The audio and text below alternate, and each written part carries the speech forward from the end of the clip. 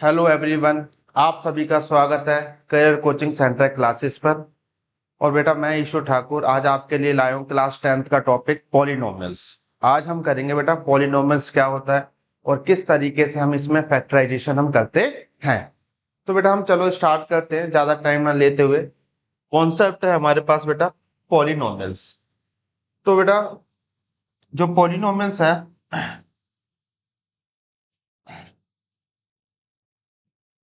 Polynomials, तो जो polynomials हैं इसमें सबसे पहले हम बात करेंगे एल्जेब्रिक एक्सप्रेशन क्या होता है। एल्जेब्रिक एक्सप्रेशन की बात करेंगे, उसमें क्या क्या चीजें होती हैं। तो पॉलिनोमियल्स में बेटा सबसे पहले आपको ध्यान रखना, एक आता है हमारे पास वेरिएबल्स। क्या आता है? वेरिएबल्स आता है। और दूसरा क्या आता है बेटा हमारे पास? कांस्टेंट। क्या आता है? कांस्टेंट आता है। ठीक है।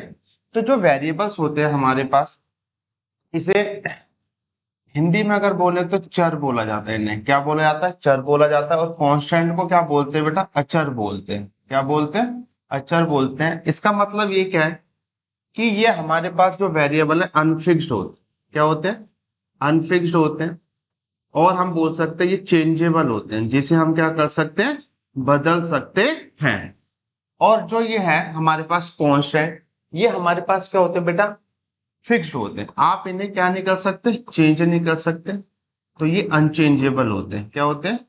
अनचेंजेबल हमारे पास होते हैं। अनचेंजेबल ये होते हैं। ठीक है। तो ये चेंजेबल का मतलब इसमें हमारे पास क्या आते हैं बेटा? सारे अल्फाबेटिकल्स आते हैं, जैसे A B C X Y Z. तो हम इसे बोल सकते हैं अल्फाबेटिकल्स ये यूज होते हैं। तो लाइक जैसे X Y Z A B C so on.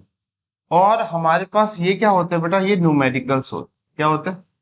यानी कि नंबर्स में होते हैं और ये फिक्स होते हैं, लाइक 1 2 3 4 5 6, कोई भी डिजिट हो सकती है। ठीक है।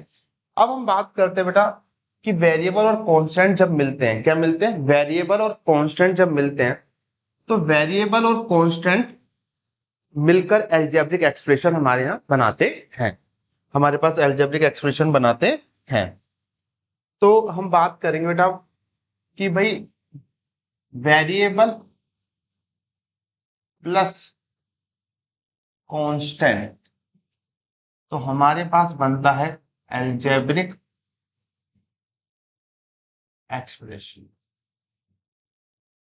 क्या बनता है? Algebraic expression. Variable plus constant equals to algebraic expression. ठीक है। जैसे हम बात करते हैं, हमने लिया भाई 2x+5, 2x+5। तो आप देखेंगे कि 2 के साथ क्या आ रहा है बेटा?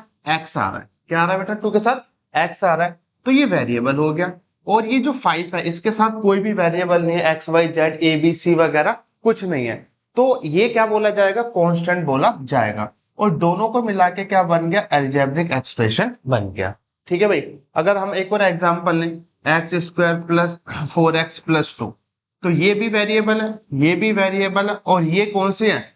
ये हमारे पास कांस्टेंट वैल्यू है। ठीक है। अब अलजेब्रिक एक्सप्रेशन की बात करेंगे, तो सबसे पहले हम टर्म्स की बात करेंगे। इसमें किसकी बात करेंगे? टर्म्स क्या होता है भाई इसमें? तो टर्म्स क्या होता है? जितने भी हमारे पास क्या होते हैं वेरिएबल और कांस्टेंट, क्या जितने भी हमारे पास वेरिएबल और कांस्टेंट होंगे उनको ही मिला के क्या बनता है बेटा? अलजेब्रिक एक्सप्रेशन बनता है। और वही क्या कहलाते हैं? टर्म। जैसे हम ये एग्जांपल ले रहे हैं, ये वाला x² + 4x + 2। तो आप देखेंगे एक x² है, दूसरा 4x है, फिर क्या हमारे पास कांस्टेंट वैल्यू 2 है। तो यहाँ पे हम बोलेंगे there are two terms, there are three terms. कितनी टर्म्स है? थ्री टर्म्स है। और वो कौन कौन से हैं? x², 4x and 2।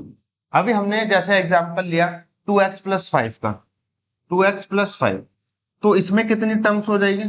तो देयर आर टू टर्म्स। कितनी टर्म्स हैं? टू टर्म्स हैं। और वो कौन सी हैं? 2x and 5।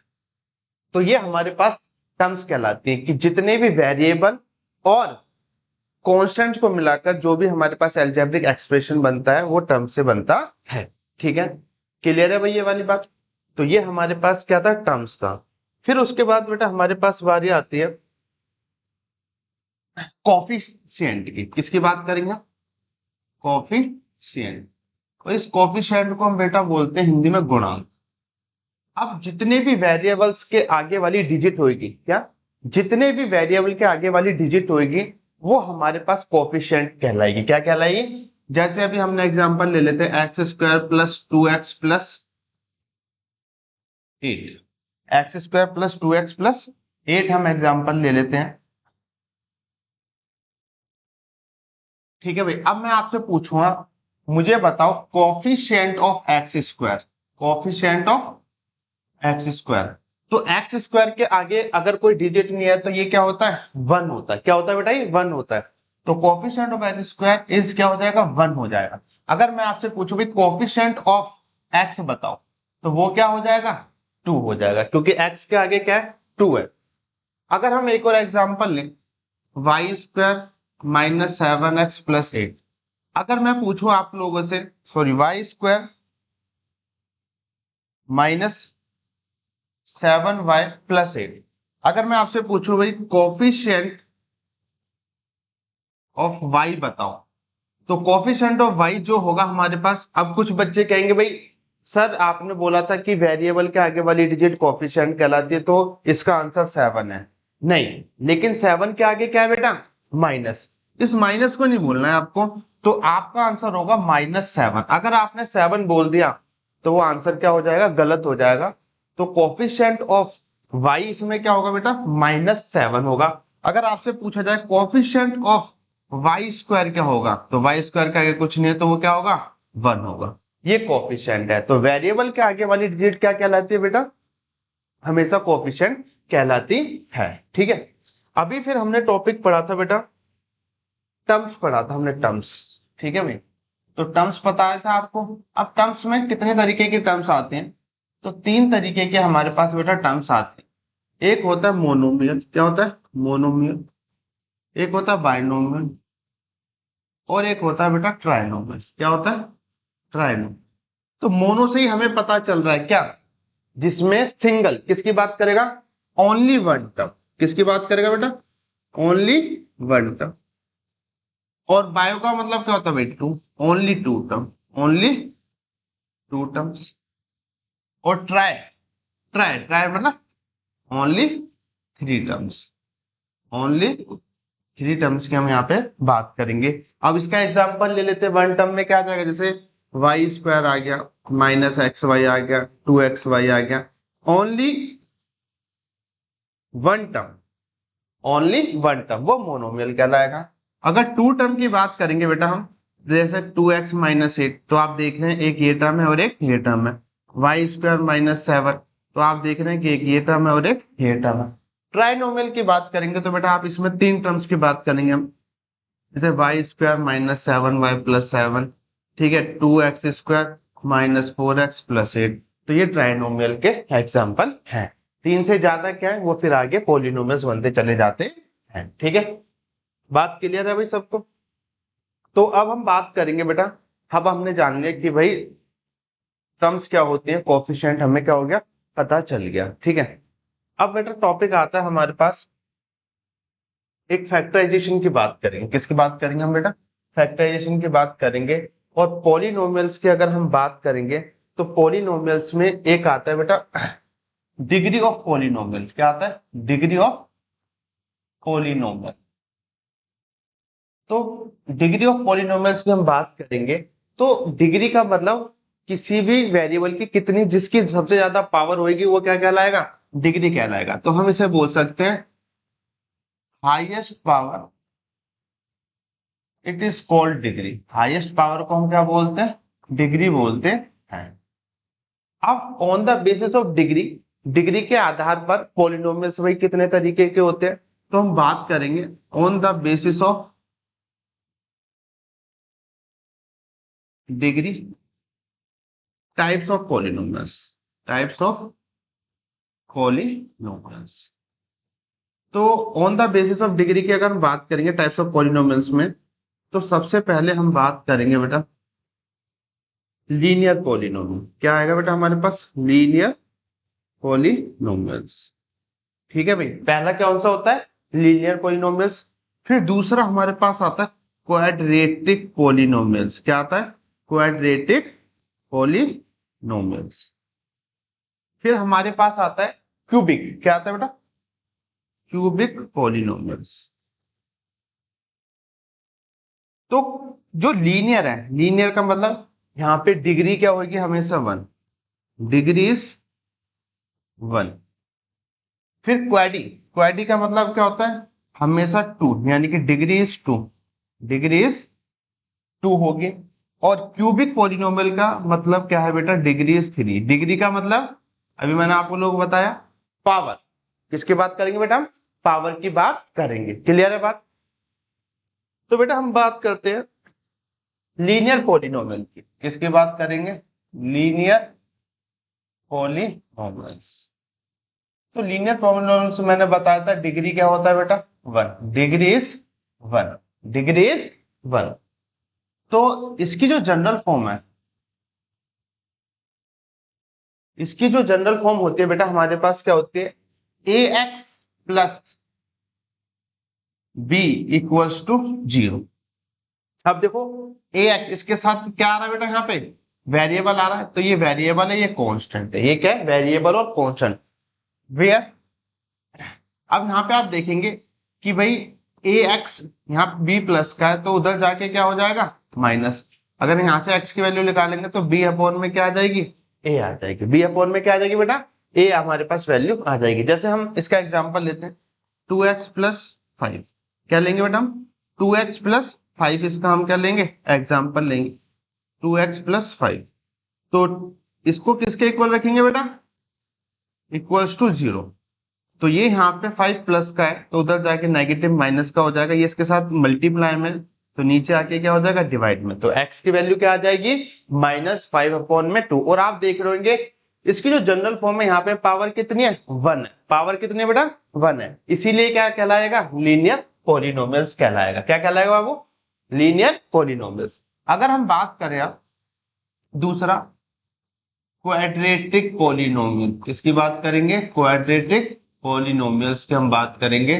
तो क्वाड्री का मतलब मैंने अभी आप लोगों को बताया, जिसमें क्या होती है? Degree is 2। डिग्री क्या होगी बेटा? 2 होगी। तो इसकी जो जनरल फॉर्म होती है हमारे पास, वो होती है a x square plus b x plus c equals to 0। तो a x square plus b x plus c equals to 0। आप देख रहे होंगे यहाँ पे डिग्री क्या आ गई? 2 आ गई, यानी कि पावर क्या है? 2 है। ठीक है। तो a x square plus b x plus c, इसके एग्जाम्पल की हम बात करें, जैसे 2x square plus 6x plus 8। तो ये आप देख रहे हैं इसमें डिग्री कितनी है? ठीक है भाई, ये क्वाड्रेटिक पॉलिनोमियल्स कहलाते हैं। फिर हमारे पास बारी आती है बेटा क्यूबिक पॉलिनोमियल्स। किसकी आती है? क्यूबिक पॉलिनोमियल्स की बारी आती है। तो आप हमेशा इसमें देखेंगे डिग्री इज 3। इसमें डिग्री क्या होगी? 3 होगी। और इसकी जो जनरल फॉर्म है, जनरल फॉर्म, किसकी बात करेंगे हम? इसकी जनरल फॉर्म की बात करेंगे। तो a x cube plus b x square plus c x plus d. ठीक है भाई, a x square plus b x plus c x plus d. इसमें पावर क्या? 3 है, तो इसीलिए क्या बन जाएगा? क्यूबिक पॉलिनोमियल बन जाएगा। क्लियर है भाई बात? तो हमने जाना कि डिग्री के बेसिस पे, किसके बेसिस पे? जो पॉलिनोमियल है वो 3 तरीके के होते हैं बेटा हमारे पास। एक लीनियर पॉलिनोमियल होता है जिसमें डिग्री क्या होती है? 1 होती है। इसकी जनरल फॉर्म क्या? A x plus b equals to 0। फिर क्वाड्रेटिक पॉलिनोमियल होता है, इसकी डिग्री क्या होती है बेटा हमारे पास? कि a x square plus b x plus c. और फिर हमारे पास आता है क्यूबिक पॉलिनोमियल, जिसकी डिग्री क्या होती है? 3 होती है। A x cube plus b x square plus c x plus d. Clear है भाई बात यहाँ पे? अब हम बात करेंगे बेटा जितने भी हमारे फैक्टराइजेशन या मिडिल टर्म टॉपिक आता है हमारे पास, जितना भी हमारे पास क्या आता है बेटा, हम बात करते हैं फैक्टराइजेशन। किसकी बात करेंगे? फैक्टराइजेशन की हम बात करेंगे। फैक्टराइजेशन को और क्या बोल सकते हैं हम? Middle term break. क्या बोल सकते हैं? मिडल टर्म ब्रेक हम बोलते हैं। तो आप इसमें देखेंगे जब भी कभी हम फैक्टराइजेशन करेंगे तो हमारे पास क्या होगा बेटा? हम मिडल टर्म ब्रेक की बात करेंगे और एक क्वाड्रेटिक पॉलिनोमियल से होगा। किससे होगा बेटा? क्वाड्रेटिक पॉलिनोमियल से होगा। जैसे हमारे पास क्वेश्चन है x square plus 16x plus 64। तो आप देख रहे होंगे बेटा ये वेरिएबल है, ये क्या है, कांस्टेंट। तो जब भी हम फैक्टराइजेशन की बात करेंगे तो हम देखेंगे जो हमारे पास क्या है वेरिएबल जिसकी डिग्री क्या है 2 है, उस वेरिएबल के आगे कुछ नहीं है तो क्या होगा 1 होगा। और फिर हम देखेंगे किसको, इस कांस्टेंट वैल्यू को। किसको देखेंगे बेटा, कांस्टेंट वैल्यू को हम देखेंगे। तो इस कांस्टेंट वैल्यू को आपको क्या करना है, इससे पहले क्या करो मल्टीप्लाई करो। क्या करो बेटा, मल्टीप्लाई करो। अब हमारे पास जो वेरिएबल जो एक्स स्क्वायर है उसके आगे जो कोफिशिएंट है वो 1 है। क्या बेटा 1 है। तो जब कांस्टेंट वैल्यू को हमने 1 से मल्टीप्लाई करा तो हमारे पास क्या आया 64 ही आया। क्या है बेटा 64 आया। अब हमें क्या करना है, मिडल में देखना है। किस में देखना है बेटा, ये मिडल में देखना है 16 को देखना है हमें। तो हमें इस 64 को ऐसे ब्रेक करना है, ब्रेक करने के बाद यहाँ पे प्लस का क्या आ जाए 16 आ जाए और मल्टीप्लाई करने पे क्या आ जाए 64 आ जाए। तो 64 को हम बेटा क्या करेंगे, तोड़ेंगे। तो 2 3 जा 6, 2 2 जा 4, 2 1 जा 2, 2 6 जा 12, 2 8 जा 16, 2 4 जा 8, 2 2 जा 4 और 2 1 जा 2। तो हमारे पास जो फैक्टर आए इसके 2 इंटू 2 इंटू 2 इंटू 2 इंटू ये फैक्टर है। ठीक है भाई। तो 2 3 जा 6, 2 2 जा 4, 2 1 जा 2, 2 6 जा 12, 2 8 जा 16, 2 4 जा 8, 2 2 जा 4, 2 1 जा 2। अब देखो बेटा 2 2 जा 4, 4 2 जा 8। ठीक है भाई। अब इसे भी तोड़ लो, 2 2 जा 4, 4 2 जा 8। अब दोनों से अगर हमने इसे तोड़ा तो आप देखेंगे 8 में 8 जब प्लस करोगे तो कितना आ जाएगा 16 आ जाएगा। कितना आ जाएगा बेटा 16 आ जाएगा। और जब इन्हीं 8 को इंटू कर दोगे तो क्या आ गया, लो जी 64 भी आ गया हमारे पास। तो हमने क्या करा, इस 64 को ऐसे ब्रेक करा और जो भी ब्रेक करने के बाद जो हमारे पास ये आए फैक्टर, इसको हमने ऐसे अरेंज करा ताकि मल्टीप्लाई करने पर तो क्या आ जाए 64 आ जाए और वैसे क्या आ जाए बेटा प्लस का 16 आ जाए। क्या आ जाए बेटा हमारे पास प्लस का 16। तो अब हम इसे इस 16 को तोड़ेंगे बेटा। किसको तोड़ेंगे 16 को। तो हमारे पास क्या बने, प्लस करने पे 8 है 8, तो 8x प्लस 8x प्लस 64। एक बात का ध्यान रखना, ये वेरिएबल जरूर लगाने क्योंकि इसके साथ क्या है वेरिएबल है। 8 और 8 क्या हो गया 16 हो गया और 8 इंटू क्या हो गया बाबू 64। अब इनकी क्या बनाओ बेटा पेयर बना दो, जोड़ी बना दो। तो एक्स स्क्वायर प्लस 8x और यहां पे क्या हो गया 8x प्लस 64, 8x प्लस 64। अब आप एक चीज देखेंगे, इन दोनों में आपको क्या कॉमन नजर आ रहा है, तो आप बोलेंगे इन दोनों में हमें x कॉमन नजर आ रहा है। क्या नजर आ रहा है बेटा कॉमन x। तो x को हमने एक बाहर ले लिया, तो यहाँ पे 2x थे तो एक x बाहर आ गया और एक अंदर बचा, और यहाँ पे ऑलरेडी एक ही था तो केवल क्या बचा 8 बचा। क्या बचा बेटा हमारे पास 8 बचा। फिर उसके बाद इन दोनों में से बेटा हम क्या कॉमन ले सकते हैं। अब कुछ बच्चे बोलेंगे सर x कॉमन ले लो, वो x सोचेंगे कि भाई x इसमें से कॉमन ले लिया। तो आप देखना बेटा यहाँ पे x नहीं है, यहाँ पे कांस्टेंट वैल्यू और यहाँ पे क्या एक ही x है। तो अब ऐसे देखो ये जो दोनों वैल्यू है इन दोनों में से क्या कॉमन आ सकता है। तो अगर हम इस पे नजर डोलाएं ढंग से तो आप देखेंगे कि इनमें से हम 8 कॉमन ले लें। क्यों कॉमन ले लें भाई, 8 के टेबल में 8 भी आता है और 64 भी आता है। तो इसीलिए हम क्या ले लेंगे बेटा यहाँ पे 8 कॉमन ले लेंगे। तो 8 कॉमन लिया तो अब क्या बचा, इसको कॉमन लेने के बाद 8 1 जा 8। अब इन दोनों को साइन को देखते हैं, ये भी प्लस का ये भी प्लस का है तो यहाँ पे क्या आएगा प्लस आएगा।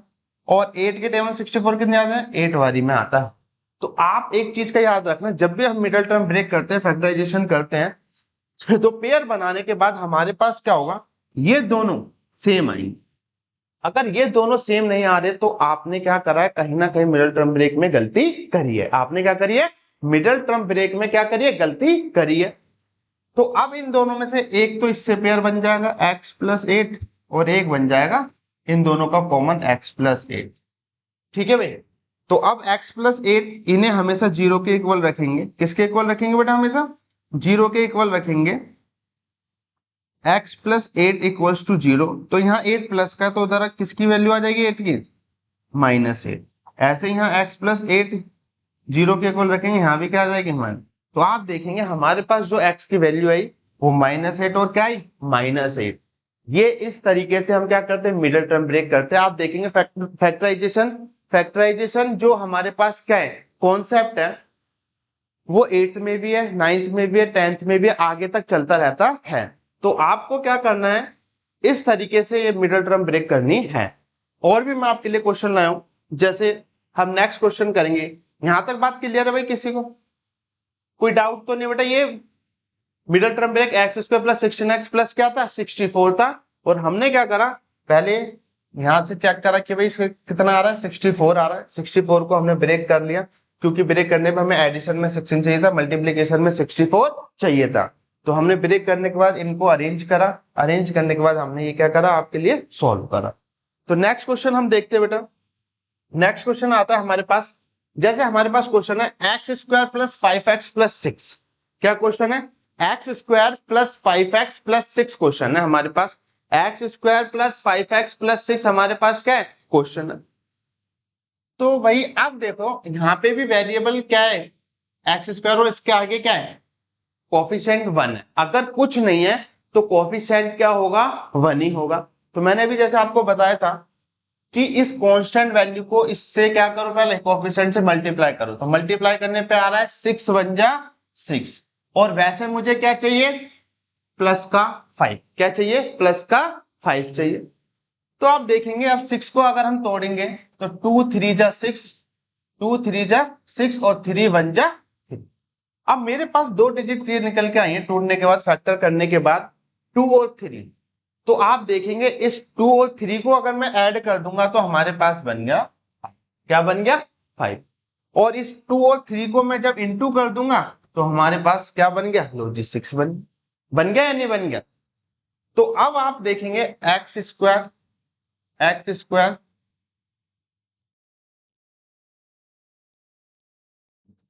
स्क्वायर प्लस जो छोटी डिजिट होगी सबसे पहले उसे लेने की कोशिश करें, हमेशा कभी गलती नहीं हुई। 2x plus 3x plus 6। अब आप क्या करेंगे इनके पेयर बनाएंगे। क्या बनाएंगे आप इनके पेयर बनाएंगे।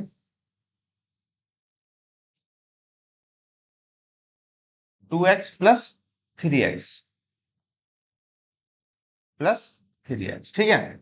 तो आप इनके क्या बनाएंगे पेयर बनाएंगे, एक्स स्क्वायर प्लस 2x और यहाँ पे 3x प्लस 6। क्लियर है बात 3x प्लस। तो अब इन दोनों में से क्या कॉमन ले सकते हैं बेटा हम x ले सकते हैं। तो यहाँ पे एक x बचेगा, यहाँ पे ओनली 2 बचेगा। यहाँ पे इन दोनों में से x तो ले नहीं सकते भाई कॉमन, तो क्या लेंगे 3 कॉमन लेंगे, क्योंकि 3 के टेबल में 3 भी आता है और 6 भी आता है। तो 3 जब हम बाहर ले लेंगे तो यहाँ 3 1 जा 3, अब ये भी प्लस का ये भी प्लस का, तो प्लस आएगा 3 2 जा 6, 3 2 जा। और आप एक चीज देखेंगे ये दोनों सेम है, मैंने अभी आपको पहले ही बताया कि ये दोनों हमेशा क्या आएंगे सेम आएंगे। अगर कहीं सेम नहीं आ रहे तो ये हमने क्या करा कहीं इसमें गलती करी है। तो अब एक कॉमन फैक्टर इन दोनों में से x प्लस 2 हो गया, और क्या बन गया एक बनेगा इनसे x प्लस 3। अब इन्हें हम जीरो के इक्वल रखेंगे, x प्लस 2 इक्वल्स टू 0, तो x की वैल्यू क्या आ जाएगी -2। फिर x प्लस 3 को जीरो के इक्वल्स रखेंगे तो x की वैल्यू क्या आ जाएगी -3 आ जाएगी। तो ये हमारे फैक्टराइजेशन होते हैं जिसे हम क्या करते हैं मिडिल टर्म ब्रेक भी कहते हैं। मिडिल टर्म ब्रेक करके हम इसे क्या करते हैं एक्स वाई जेड कोई भी वेरिएबल हो हम उसकी वैल्यू को निकालते हैं। क्लियर है बात, कोई डाउट तो नहीं? तो हम आपके लिए एक और नेक्स्ट क्वेश्चन लेके आए। नेक्स्ट क्वेश्चन है हमारे पास एक्स स्क्वायर 10x 24। तो आप देखेंगे एक्स स्क्वायर हमारे पास क्या हो गया वेरिएबल हो गया, और ये पूरी इक्वेशन क्वाड्रेटिक पॉलिनोमियल की है। तो आप देखेंगे यहाँ कुछ नहीं है तो 1 है, तो 24 को 1 से इंटू करें तो 24 बन जा 24, ठीक है 24 बन जा 24। अब 24 के फैक्टर करने हैं तो 24 को हम ऐसे ब्रेक डाउन करेंगे कि हमें प्लस का 10 आ जाए। क्या आ जाए बेटा प्लस का 10 आ जाए, और वैसे क्या है हमारे पास मल्टीप्लाई करने पे प्लस का 24 आना चाहिए। क्या आना चाहिए? तो इसे ब्रेक करेंगे 2 1 जा 2, 2 2 जा 4, 2 6 जा 12, 2 3 जा 6 और 3 1 जा 3।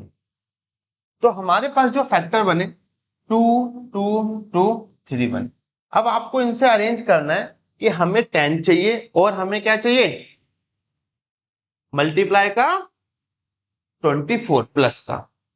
तो आप देखेंगे अगर मैं इसे ऐसे करूं 2 2 जा 4, 2 3 जा 6, 4 में 6 जोड़ोगे तो कितना आ गया 10 आ गया, कितना आ गया, और 4 को इंटू करोगे 6 से, 4 6 जा 24, कितना आ जाएगा 24 हमारे पास आ जाएगा।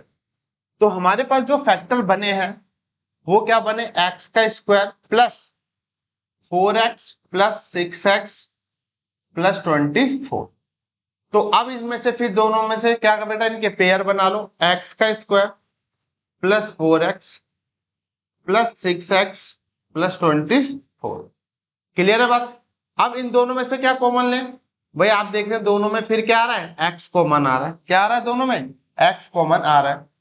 तो x कॉमन ले लेंगे तो यहाँ क्या बचेगा, x प्लस 4, x प्लस 4, और यहाँ इन दोनों में से क्या कॉमन ले लेंगे, 6 कॉमन ले लेते हैं, क्या ले लेते हैं 6।